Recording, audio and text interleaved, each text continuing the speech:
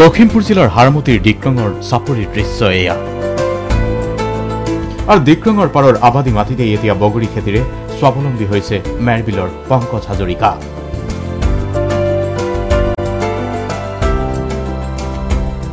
যেনিয়ে চাই তেনিয়ে কেৱল বগৰী আৰু বগৰী।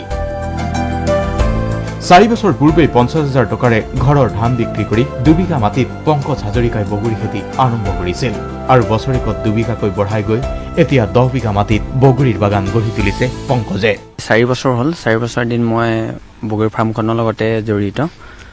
প্ৰথম অকণমান কম আছিল, পৰ্যায়ক্ৰমে মই বঢ়াই গৈছোঁ 2 বিঘাৰ পৰা 4 বিঘা, 4 বিঘাৰ পৰা 5 বিঘা ধৰক।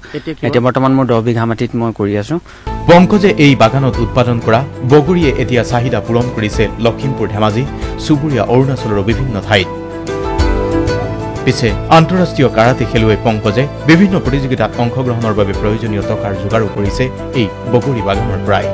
পংকজ হাজৰিকা আন্তঃৰাষ্ট্ৰীয় পৰ্যায়ৰ কাৰাটে খেলুৱৈ, ভাৰতলৈ বহুবাৰ তেওঁ সন্মান কঢ়িয়াই আনিছে আৰু সেই খেল জগতখনত প্ৰৱেশ কৰা বা খেল জগতখনক আগুৱাই নিয়াৰ ক্ষেত্ৰত যিখিনি খৰচ হয় এই বগৰী খেতি কৰি বগৰী বাগানৰ পৰাই যি লাভালাভ পায় তাৰ পৰাই তেওঁ ইতিমধ্যে সেইসমূহ খৰচ কৰে বুলি কৈছে। আৰু সমান্তৰালভাৱে এটা দুখৰ কথা যে এটা কৃষি বিভাগ আছে, বিয়াগুম কৃষি বিভাগ আছে, কিন্তু কৃষি বিভাগৰ বিষয় কৰ্মচাৰী ইয়ালৈ আহে, বগৰী খায়, বগৰী গছ চায় আৰু যায়।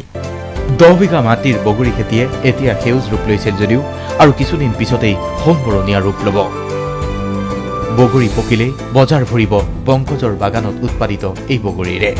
সেই প্ৰত্যাশা এতিয়া পংকজ হাজৰিকাৰ। লখিমপুৰৰ পৰা কৰুণা কৃষ্ণ নাথ, DY 365।